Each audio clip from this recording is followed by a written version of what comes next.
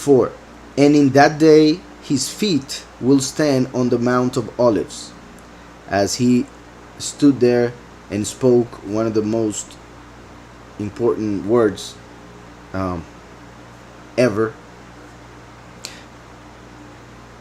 not only through Mashiach, but I mean just ever in history. Those words that Yahweh spoke from the Mount of Olives, which is pretty much the kingdom of those who are anointed. What it represents, the kingdom of the anointed ones. And who are anointed? Those who accept Mashiach, the anointed one. Mashiach, that's what it means. Also, the olives, when it comes to the minimum of that word olives, is 2, right? And the 2 olive trees are mentioned in Zechariah 4 and then in Revelation 11, when Yahweh reveals the coming of the 2 witnesses. So Jewish people are expecting this in a kind of different way. They are expecting Mashiach. Well, some of them, they have many opinions, different doctrines, just like in Christianity. But some of them believe that when Mashiach comes, he will come from heaven and stand on the Mount of Olives. And well, what we are about to read. But it will split open, and then those who are dead will resurrect. Pretty much they believe that those who are in that mountain will resurrect first before every other person in the world, and they see it as a huge blessing to be buried in the Mount of Olives. So if you go to Jerusalem nowadays, you'll see a huge cemetery. That's what it is now. They made it a huge cemetery, and I cannot imagine how much money they have to pay to be buried there, as if that land or that location will have any importance in their justification, which obviously makes no sense. So many will resurrect from there to be rejected by Mashiach, which is not what they are expecting. And pretty much because they rejected Mashiach first, of course. So it goes beyond the location, or beyond being part of the dust that is in the Mount of Olives. So in that day his feet will stand on the Mount of Olives. Interestingly also, as I was saying, the two olive trees are the 2 witnesses, and they are represented by the feet of Mashiach, just as the statue that the king of Babylon saw in Daniel 2, whose feet were the end times, the last kingdom, whose toes were 10 toes that represent 10 kings, and the feet were a mix of clay and iron. In this case, Mashiach, his feet, the end times, when he manifests, the feet also represent the good news of the kingdom, the true doctrine. So in that day his feet will stand on the Mount of Olives, which faces Jerusalem on the east. And the Mount of Olives shall be split in 2, from east to west, making a very large valley. Half of the mountain shall move toward the north, and half of it toward the south. It is believed that the reason, or what Yahweh will be doing here, is to make a spot for the New Jerusalem, which will descend from heaven. As we see at the end of the millennium, at the end of the 1,000 years, Yahweh will bring the New Jerusalem from heaven, and he will place it on this spot. So the Mount of Olives will open up and make a spot for the New Jerusalem to come down there. Also, the fact that it is saying this, and like I said, the New Jerusalem will come down at the end of the 1,000 years, then this that we are reading could ultimately happen at the end of the 1,000, when the Gog and Magog will be destroyed by fire that comes from heaven, and then the New Jerusalem will come down after the Mount of Olives splits. Obviously, another possibility is in Har-Megiddo, that Mashiach will split the Mount of Olives open and leave it as a valley until the New Jerusalem comes down at the end of the 1,000 years.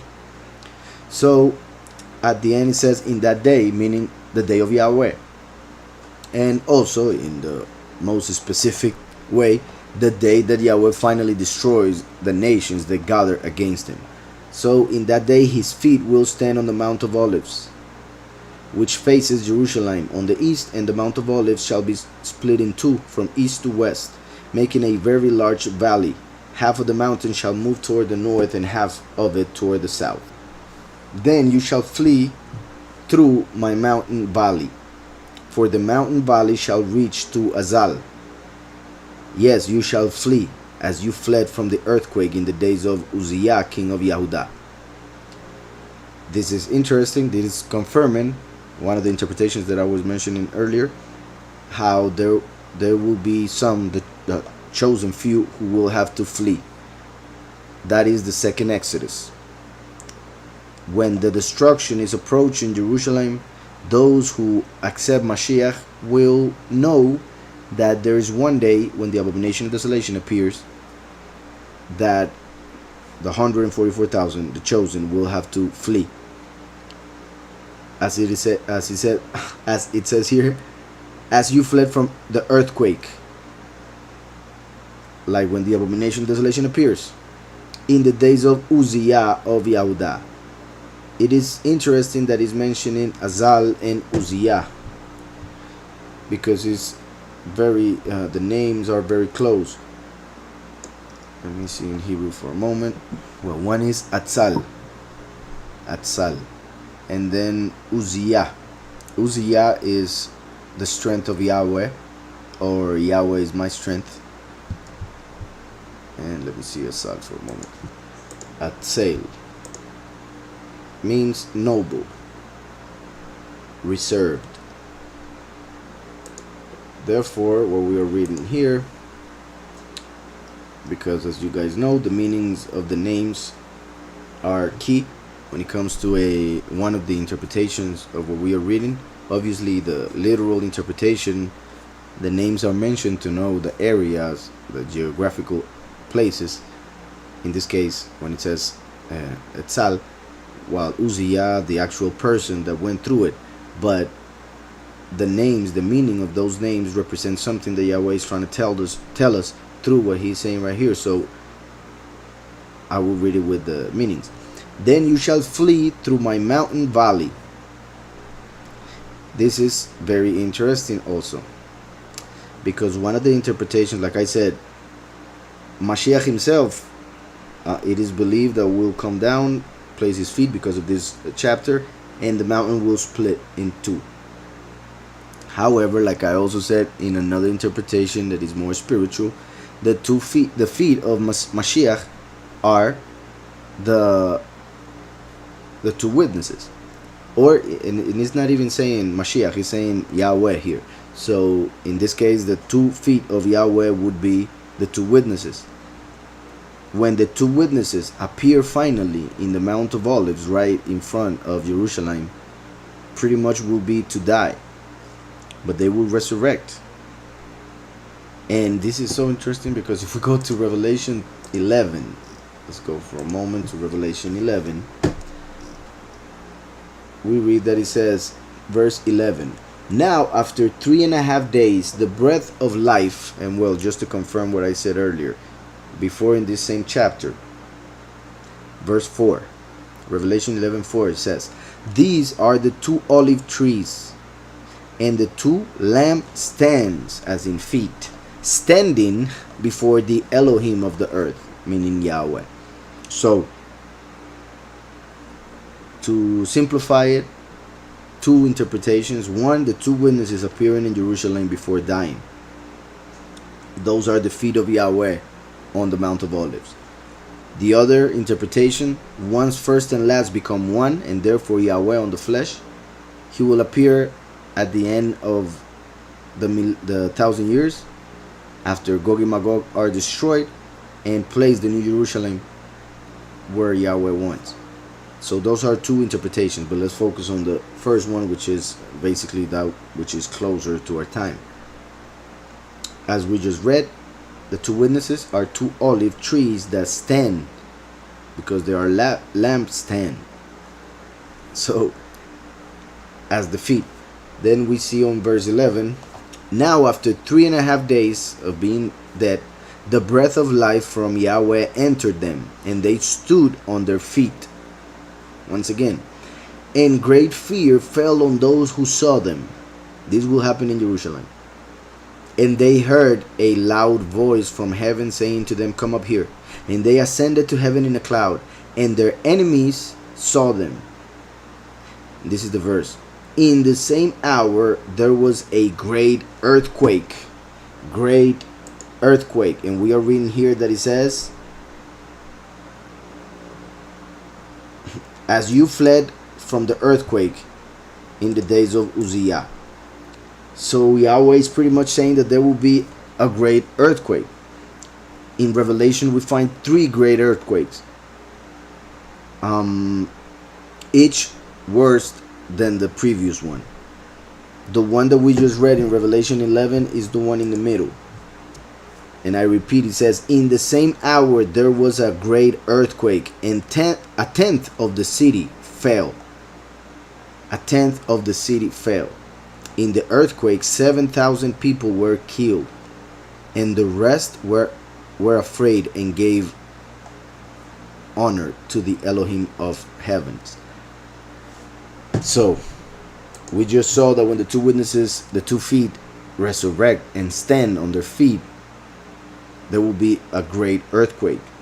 That great earthquake can make of the Mount of Olives a valley, which is pretty much what we are written here, which would be disastrous because all the bodies that are buried there, well, some of them will come out and not resurrected, of course. So that moment of the 7,000 people dying will be pretty bad in Jerusalem because of everything else that will happen other than the death of those 7,000. So you guys see the connection between this moment and Revelation 11 that we are reading here in Zechariah. I repeat, then Yahweh will go forth and fight against those nations, as in the witness testifying during 3.5 years. As he fights in the day of battle, when the day of Yahweh starts, the witness like Moshe has been preaching already for 3 years. And in that day his feet will stand on the Mount of Olives, like we just read, the day that he resurrects, which faces Jerusalem. The Mount of Olives is right in front of Jerusalem. And I mean, it's big, of course, but you can basically walk. Well, obviously Yahushua did it all the time, we see it in scriptures, but I mean, it's like you can be in the Mount of Olives, see in Jerusalem, and then just walk a little bit down the Mount of Olives, just a little bit, and you start going up Jerusalem. So it is very, very close, even though in pictures it might look huge or far. As in the day his feet will and in that day his feet will stand on the Mount of Olives, which faces Jerusalem on the east. And the Mount of Olives shall be split in 2, from east to west, making a very large valley. Half of the mountain shall move toward the north, and half toward the south. Then you shall flee. This is key, because the second Exodus happens after the 2 witnesses resurrect. The 2 witnesses appear, they preach for 3.5 years. After 3.5 years, they will be already known by the whole world and hated by the whole world. Only 144,000 of those who are in the world will see them as sent by the Almighty. The rest will see them as sent by Satan, pretty much, because of their idea and their misconception of the Almighty. Everything will be backwards, as it is in society. So the 2 witnesses will appear, they will preach for 3.5 years. After those 3.5 years, they will be known and hated, so they will be killed. Once they are killed, they will be left on Jerusalem so everybody can see them and laugh and mock them and whatever. But after 3.5 years, after 3.5 days, they will resurrect. They will stand on their feet, as we just saw. And when they stand and Yahweh raises them up to him, there will be a great earthquake that will make 7,000 7,000, well, the tenth of the city will be destroyed, and 7,000 people will die. And it connects with this that we are seeing because of what it says right after. I mean, it's like a confirmation, because right after 3.5 days they go up. We would be in the day between the 13 and 14, because the 3.5 days of the 7th month. Just in case you don't know, the two witnesses will be captured on Yom Teruah, which is the first day of the 7th month, and will be killed on Yom Kippur, the 10th of the 7th. So 3.5 days, that will be the 13.5 or the 14, depending on at what time they killed them on the 10th. So let's say 14. The 15th of the 7th month is the feast of Sukkot, is when it starts, because it lasts 7 days. So one day after the resurrection of the two witnesses, which will be seen only by their enemies, but the 144,000, if they believe, they will know that they have resurrected already. Once the two witnesses resurrect and go up, we see what happens in Revelation 12, that Michael will throw Lucifer out of heaven, and he will have to come to this earth where he is being thrown, but he will appear as if he were the Messiah coming, as everybody's expecting him from the heavens. So when he does that, he will appear as the Messiah, and that's when Mashiach himself said, when they tell you that the Christ is here or there, do not go. Instead, go to the wilderness. So Mashiach says, because that day, two will be in bed, one will be taken and one will be left. After he said, run away, flee to the mountains. So there are three people, one who flees, two that will be left, one will be taken, one will be left in the house or wherever they found them. As I have explained, Christians say that those who are taken in the rapture. However, when you read the context, you will realize that they are taken to die, because they did not want to accept the mark of the beast. Those who are left in that house or work or whatever is because they took the mark of the beast. Those who basically fled to the mountains is because they actually listened to the Most High through Yahushua. That is the second Exodus. That is what is being mentioned here as you will flee. The second Exodus on the 15th of the 7th month, which is the Feast of Sukkot. It lasts 7 days. So people should be ready to be in the mountains for 7 days. That's why Yahweh gives us 7 days each year to practice.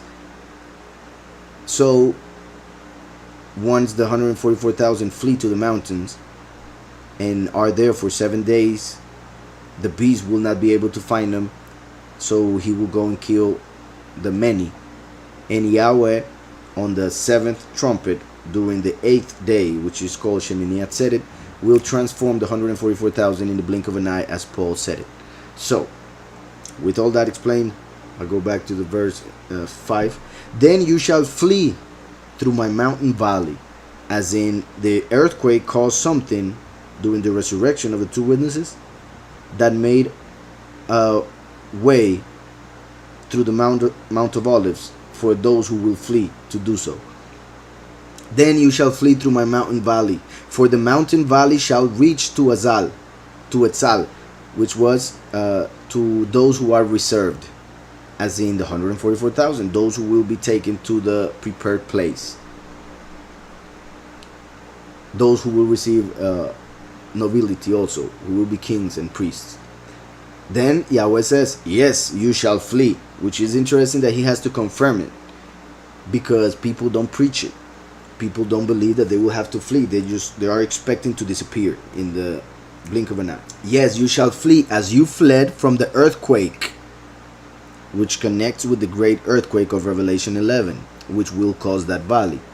In the days of Uzziah, king of Yehudah, as in once the last who received the strength of Yahweh through Yahushua, who strengthens us, once he resurrects, there will be an earthquake. So that is connected. Even though Uzziah made some bad things, it is connected with the name, the meaning of the name. Yahweh is making a connection with the moment so that people realize that they will have to flee as they did in that earthquake back in the day when that king was in power. But in the spiritual revelation through the meaning of the name, it is confirming that once the last resurrects and therefore finishes the plan of Yahweh, there will be an earthquake. And after the earthquake, people will have to flee. But they will flee to be taken to a prepared place where they'll be reserved, as the name of the place, Etzal. In the days of Uzziah, the strength of Yah, king of Yahudah, confirming that at that moment he will become king of the Yahudim, those who praise Yahweh.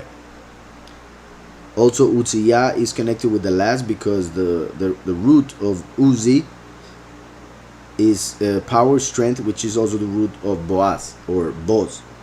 Boaz, the pillar, one of the two pillars in the temple, which represent the first and the last. So, as you fled from the earthquake in the days of Uzziah, king of Yahudah, thus Yahweh my Elohim will come, and all the set aparts with you. Thus Yahweh, so Yahweh is saying this is how he will manifest.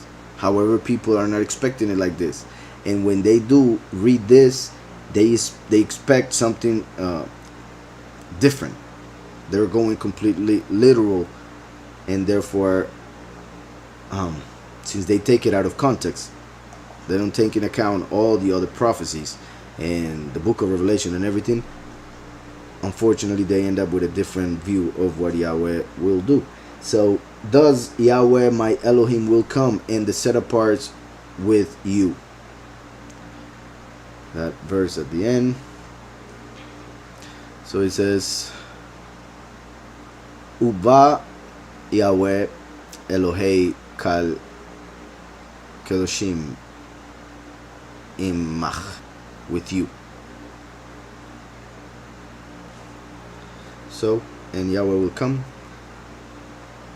and all the set aparts, which connects with what I was saying, the 144,000. Once the last manifests, then he will seal the 144,000. So he's coming with them at the same time. That's why Yahweh promised Moshe that he would raise a prophet like him from their midst, the midst of the congregation of Israel, as we just read here. Thus Yahweh my Elohim will come, and all those who are kadosh with you. As in, that the way it is written is as if Zechariah was talking about the coming of Yahweh, speaking to the last, who will appear with the 144,000. So that's why, thus Yahweh my Elohim will come, and all the 144,000 with you.